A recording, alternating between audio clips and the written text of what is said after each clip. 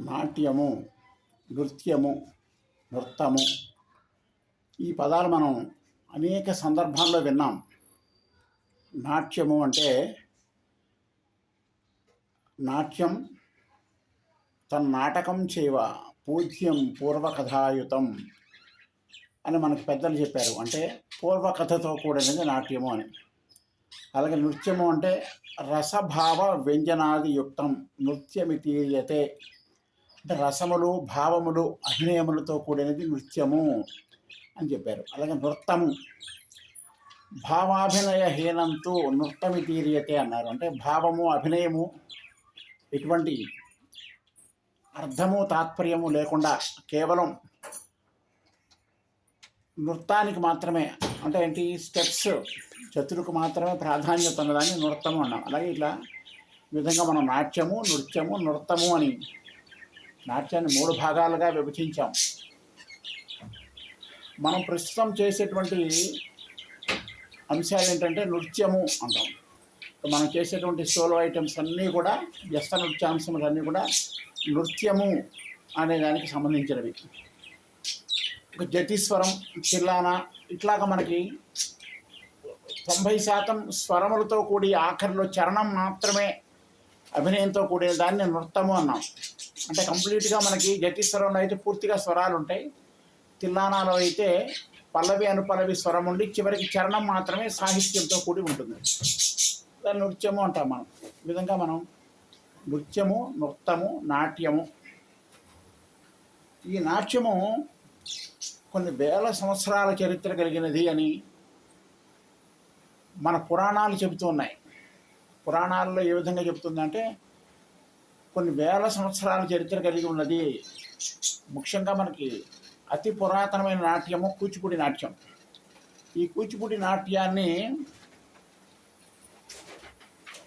ఎన్నో వేల సంవత్సరాల చరిత్ర కలిగి, వందల సంవత్సరాల చరిత్ర కలిగినటువంటి అద్భుతమైనటువంటి చరిత్ర కలిగినది కూచిపూడి నాట్యము. ఎన్నో గ్రంథాలలో ఈ విధంగా ఉటంకించబడి ఉన్నది. ముందుగా మనకి కూచిపూడి నాట్యములో పూర్వీకులు సంస్కృత రూపకాలను తీసుకున్నారు. ఆ తరువాత యక్షగానములు, ఆ తర్వాత కలాపములు, తర్వాత వ్యస్త నృత్యాంశములు, తర్వాత నృత్య రూపకములు, ఈ విధంగా పరిణతి చెందుతూ ఆధునికత సంతరించుకొనుచు నాట్యానికి సంస్కృత రూపకాల నుంచి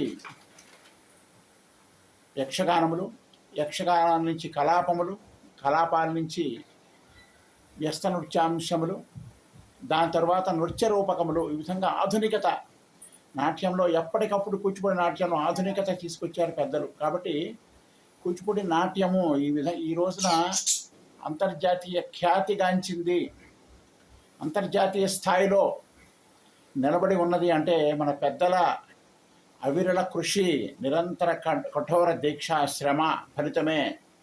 దాన్ని మనం కాపాడుకోవాలి. కానీ ఈనాడు శాస్త్రీయత పూర్తిగా లోపించి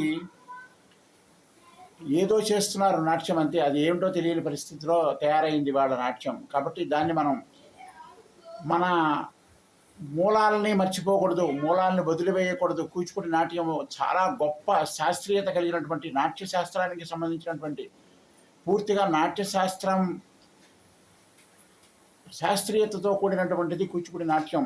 ఆ శాస్త్రీయత కోల్పోకుండా పూర్వీకులు అందించినటువంటి శాస్త్రాన్ని యథాతథంగా మనం భావితరాలకు అందించగలగాలి. లేకపోతే కనుమరుగైపోతుంది. అసలు చరిత్ర కనుమరుగైపోయి ఏదో కొత్త నృత్యము, కొత్త వెరైటీ ఆఫ్ డ్యాన్స్ అనేది ఒకటి ప్రజల ముందుకు వచ్చే ప్రమాదం ఉంది. అత్యంత ప్రమాద ఘంటికలలో ఉన్నది అని చెప్పవచ్చు. కాబట్టి నాట్యము అనేది శాస్త్రబద్ధంగా నేర్చుకోవాలి. సద్గురువులు, మంచి గురువుల దగ్గర శాస్త్రం తెలిసి చక్కని అనుభవం ఉన్నటువంటి పెద్దల దగ్గర నాట్యం నేర్చుకోవాలి. వాళ్ళకి మూలాలు తెలుసు, ఆ నాట్యం యొక్క విలువలు తెలుసు, పూర్వం ఉండేటువంటి సంప్రదాయం తెలుసు. సంప్రదాయం చెడిపోతోంది, సంప్రదాయం మరుగున పడిపోయి ఇంకా ఏదో తీసుకొస్తున్నారు, దాన్ని కూచిపూడి డ్యాన్స్ అని పేరు పెడుతున్నారు. చాలా దురదృష్టకరం ఇది. ఈనాటి కాలంలో చాలా దారుణమైన పరిస్థితులు చూస్తున్నాం. విద్య పక్కదారి పడుతోంది, కూచిపూడి నాట్యం పక్కకి వెళ్తోంది, ఎటో వెళ్తోంది.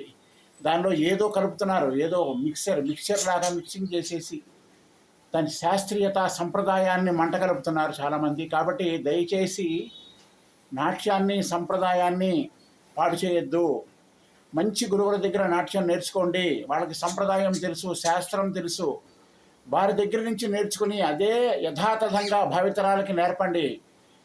కూచిపూడి నాట్యాన్ని బ్రతికించండి. కూచిపూడి నాట్యం వేల సంవత్సరాల చరిత్ర కలిగి ఉన్నదని మనం ఇవాళ చెప్పుకుంటున్నాం. అలాగే ఇంకా వేల సంవత్సరాలు బ్రతికుండాలి. ఇది సూర్యచంద్రులు ఉన్నంత వరకు కూడా ఈ నాట్యం అజరామరంగా ఉండాలి అంటే శాస్త్రీయత కోల్పోకూడదు, సంప్రదాయం కోల్పోకూడదు.